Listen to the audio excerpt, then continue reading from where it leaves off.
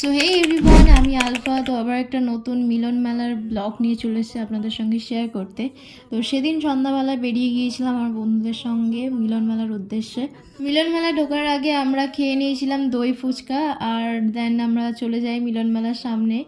তো সেখানে আমার কিছু বন্ধু বান্ধব দাঁড়িয়েছিল, সেই রান্না পুজোই আমাদের লাস্ট দেখা হয়েছিল। দেন অনেকদিন পর